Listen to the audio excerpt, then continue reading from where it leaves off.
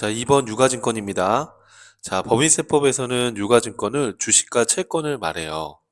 자, 그래서 유가증권은 보유 목적에 따라서 우리가 단기 시세 차익 목적이면 단기 매매증권, 장기 투자했는데 중간에 매도가 가능하다 그러면 매도 가능 증권, 채권을 만기까지 갖고 있을 의도와 능력이 있다 그러면 만기 보유 증권, 그쵸?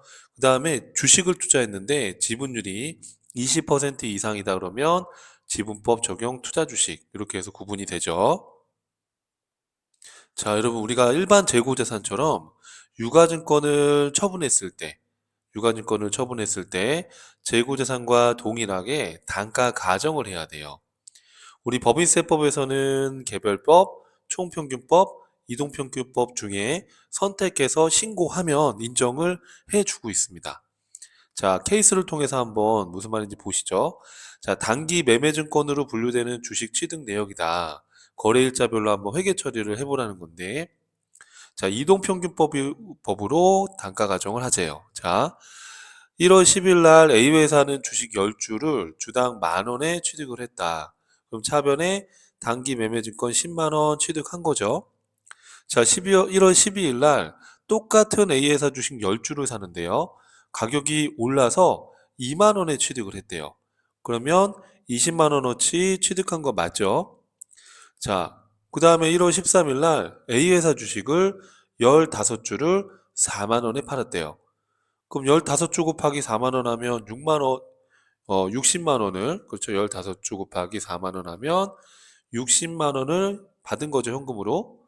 자, 대변에 단기 매매 증권이 없어져야 되는데, 자, 이때 우리가 이동평균법으로 한다는 건 어떤 거예요?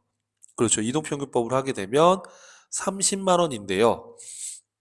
30만원인데, 평균 단가를 계산한다면 어떻게 하시면 돼요? 30만원 나누기, 그렇죠. 20주입니다. 20주 하게 되면 한 주당 평균 15,000원이 나와요. 이해되시죠, 여러분? 30만원 나누기 20주 하면 한 주당 평균 단가가 15,000원이에요. 그럼 15,000원 곱하기 15주 해보시면 22만 5천원이 단기 매매증권이 없어지는 거죠. 그러면 37만 5천원만큼이 단기 매매증권 처분 이익이 됩니다.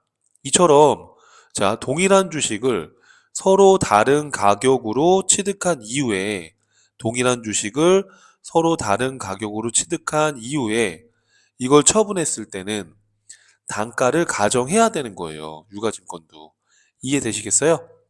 자, 만약 여러분 이때 선입선출법으로 했다 그러면 어떻게 하시면 돼요? 그렇죠. 15주 중에 10주는 만원짜리가 팔려 나간 거고, 그리고 5주는 2만원짜리가 팔렸다라고 보면 되겠죠. 만약에 후입선출법으로 하게 되면 어떻게 되는 거예요? 15주 중에 10주는 2만원짜리가 먼저 팔리고, 나머지 5주는 만원짜리가 팔렸다라고 보는 거죠. 이렇게 주식이나 채권과 같은 유가증권도 단가 가정이 필요하다라는 걸 이해하시면 되겠고요. 자, 그러면 여러분 이때 이런 경우에 이동평균법으로 하라고 한 경우에는 이렇게 30만 원 중에 20주에서 평균 단가를 구하면 되는 겁니다. 자, 그럼 법인세법에서는 이걸 어떻게 규정을 하고 있느냐?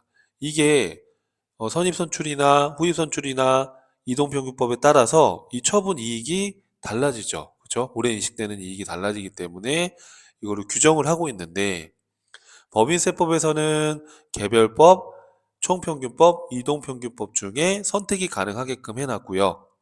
다만 이제 선택했다면 반드시 신고를 해야지만 인정을 받을 수가 있습니다. 이해되시죠, 여러분? 자, 기업회계랑 법인세법의 유가증권에 대한 평가 기준은 자, 단기매매증권 우리 공정가치로 평가하는 거 여러분 기억나시죠? 공정가치로 평가해서 평가손익을 단기손익으로 인식을 하지만 우리 법인세법은 결론은 전부 다 원가법만 인정됩니다. 즉, 이런 단기매매증권, 가능 증권 등의 평가손익은 인정되지 않는다는 뜻이에요. 자, 매도가능 증권은 우리가 공정가치로 평가하고 평가손익을 미실현된 손익으로 봐서 기타 포괄손익으로 인식을 하잖아요. 그죠? 기타 포괄손익 누계액으로. 자, 이거 인정한다, 안 한다? 그렇죠. 안 하는 거예요. 원가법만 인정한다. 자, 만기보유증권은 우리가 상각후 원가로 측정하는데, 자, 얘는 당연히 원가법만 인정되니까 얘도 공정가치평가 안 하니까 세무조정이 발생되지 않겠죠. 그죠? 자, 그러면 자, 우리가 유가증권의 평가 방법에 대해서 한번 보도록 할게요. 자, 법인세법은 원가법만 인정을 한다. 다만 투자회사가 보유하고 있는 유가증권은 시가도 인정을 한다라는 거예요. 투자회사. 이렇게 주식이나 채권을 이런 투자하는 회사는 예외적으로 시가법을 인정하지만 우린 투자회사 기준으로 시험 보는 거 아니잖아요.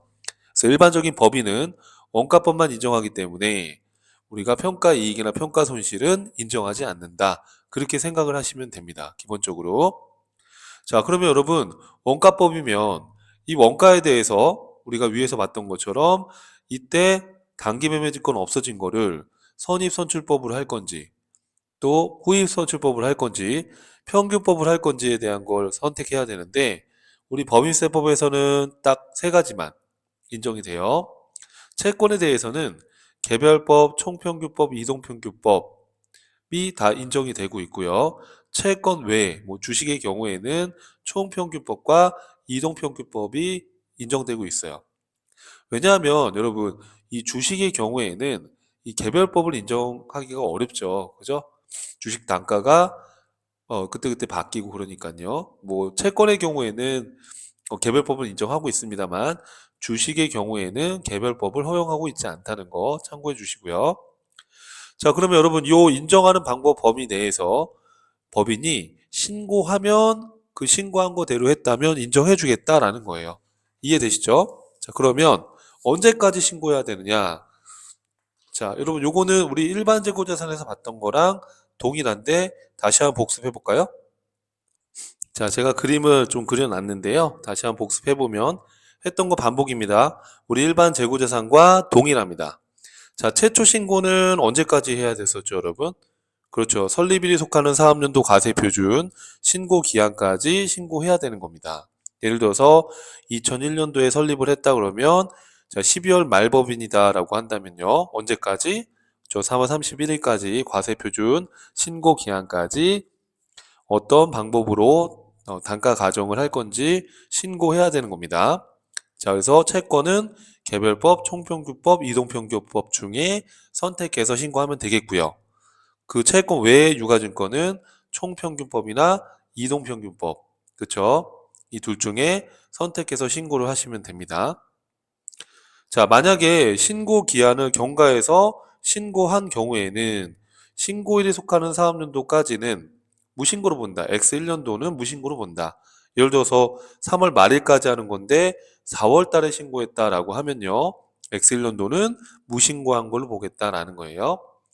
자, 만약에 여러분 변경 신고를 하고 싶다. 자, X1년도에 개별법으로 채권에 대해서 하다가 X2년도부터는 이동평균법을 하고 싶다. 그러면 어떻게 하라고 돼 있어요? 평가 방법을 적용하고자 하는 사업연도 종료일 3개월 전까지 신고하면 인정해 주겠다는 거예요. 자, 그러면 2002년도에 변경 방법을 적용하고 싶다면 언제까지? 그렇죠. 종료일인 12월 31일 3개월 전이니까 9월 30일까지 신고한 경우에는 변경 가능하다는 겁니다. 이해되시죠, 여러분? 자, 변경 신고 아까 방금 얘기한 것처럼 언제까지? 변경할 평가 방법을 적용하고자 하는 사업연도 종료일 이전 3개월 되는 날까지 신고해 주시면 되는 거예요. 자, 승인을 요하지 않는다라는 거예요. 똑같아요. 우리 일반 재고재산하고 신고 기한을 경과했다라고 하면 이때는 종전평가 방법을 적용해야 됩니다. 만약에 종전평가 방법을 적용하지 않았다면 의무 변경으로 간주한다는 거 동일하죠. 우리 앞에서 봤던 거랑. 자, 그러면 여러분 무신고했을 때 그러면 어떻게 할 거냐? 의무 변경했을 때 어떻게 할 거냐라는 거예요. 자, 무신고했을 때는요. 그냥 총평균법을 적용하겠대요. 꼭 기억하셔야 됩니다. 의무 변경했을 때는요. 이때는 총평균법하고 당초 신고한 것 중에 큰 금액으로 보겠다라는 겁니다. 이해되시죠? 자, 그러면 자, 케이스를 한번 보겠습니다. 자, 단기 매매증권 10,000원을 취득하고 수수료 100원과 함께 현금으로 지급했다. 그럼 차변에 단기 매매증권 10,000원, 우리 단기 매매증권은 취득 시 수수료를 수수료 비용 처리하죠. 비용 처리했대요. 자, 우리 법인세법에서도 단기 매매증권에 대한 취득 시 수수료 비용 처리한 거는 그대로 기업회계 기준을 준용해서 인정을 해주고 있는 거예요. 그럼 별도의 세무 규정이 없는 겁니다. 자, 그러면 1기 말에 단기 매매증권의 공정가치가 13,000원이 됐대요. 그러면 어떻게 해요? 그렇죠. 3,000원만큼 단기 매매증권 3,000원 대변에 단기 매매증권 평가이익 3,000원 영업의 수익으로 기록해 주시는 거죠. 자, 여러분 이런 평가이익이나 손실을 기본적으로 인정한다 안 한다? 안 합니다. 그럼 어떻게 해야 돼요, 여러분? 자, 회사는 수익을 3,000원 잡았지만 법인세법에서는 수익이 0원이니까 그렇죠. 입금, 불산입 3,000원, 유보 발생 이렇게 해서 처리해 주시는 겁니다. 이거는 당연히 자산을 법인세법상 감액해야 되는 거니까 마이너스 유보가 되는 거죠. 우리가 부호로 따지면 마이너스 유보가 된다. 마이너스 유보가 된다. 이해되시죠, 여러분? 자, 그런데 2기 초에 단기 매매증권을 얼마에 처분했다? 15,000원에 처분했다. 그럼 회사는 현금 15,000원 들어왔고요. 대변에 단기 매매증권 13,000원. 자, 만원인데 3,000원 증액했으니까 13,000원 없애고 2,000원만큼 뭐라고 한다? 그렇죠. 단기 매매증권 처분 이익이라는 영업 외수익으로 처리해 주는 거죠.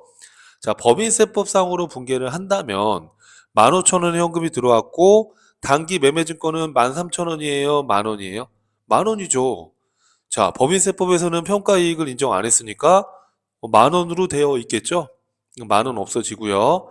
우리 법인세법상으로는 단기 매매증권 처분이익 5,000원. 맞죠? 자, 그럼 어떻게 하시면 돼요? 회사는 수익을 2,000원 계상했지만 법인세법에서는 입금이 5,000원이니까 어떻게 해요? 입금 산입 3,000원만큼 단기 매매증권 자산을 어떻게 해줘야 돼요? 더 늘려줘야 되는 거예요. 얘는 13,000원 줄였지만 만원만 줄여야 되니까 더 늘려줘야 되는 거죠? 예. 그래서 입금 산입이니까 어떻게 한다, 여러분? 그렇죠. 플러스 유보로 해서 요 마이너스 유보를 플러스 유보로 그렇죠. 추인하는 거예요. 이해되시죠? 그러니까 요거는 유보의 감소라고 하시는 게 맞는 거죠. 추인이니까. 이해되시죠, 여러분? 자, 그 다음 거 보겠습니다. 케이스 2번인데요. 특히나 여러분 요 2번은 별표 쳐주세요. 되게 중요해요. 자, 1기에 매도 가는 증권은 만원에 취득하고요. 수수료 100원과 함께 현금으로 지급했다 이렇게 돼 있어요. 자, 우리 매도 가는 증권은 취득할 때 수수료를 취득 부대 비용으로 봐서 취득원가에 포함하는 겁니다. 자, 법인세법도 그대로 인정해 주는 거예요. 이해되시죠?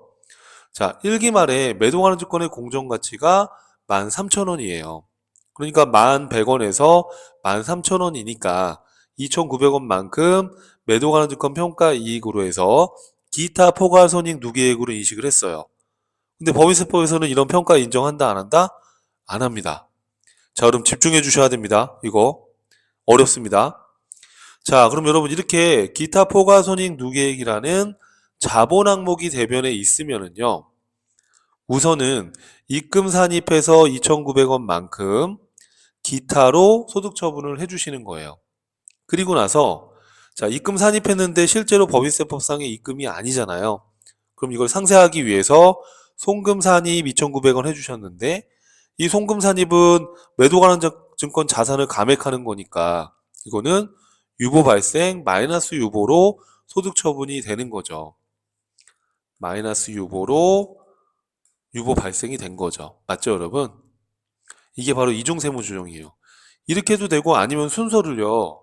이렇게 해도 돼요. 자, 매도하는 증권 자산 2,900원 증가시켰지만 세법은 인정 안 하니까 송금 산입 2,000원 마이너스 유보 해주시고요.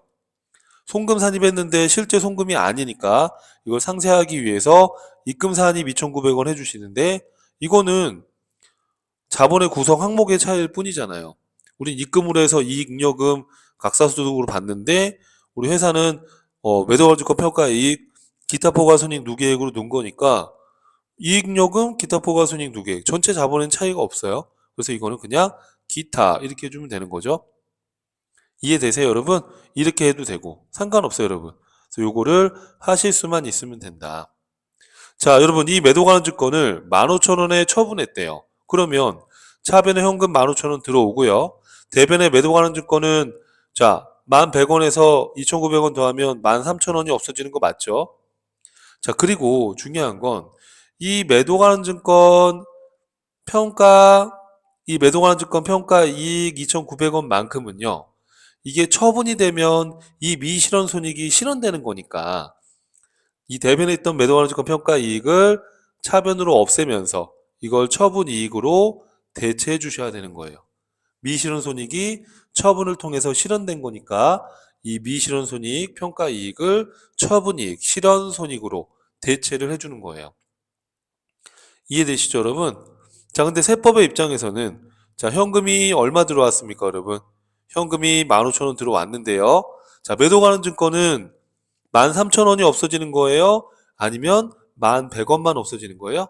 그렇죠. 우리 법인세법은 매도 관한 증권 평가 이익을 인정하지 않았기 때문에 1,100원만 제거가 되면 되는 거예요. 그럼 나머지 4,900원만큼은 뭐예요? 매도 관한 증권 처분 이익으로 영업 외수익으로 처리해 주시면 되는 거예요. 이해되죠, 여러분?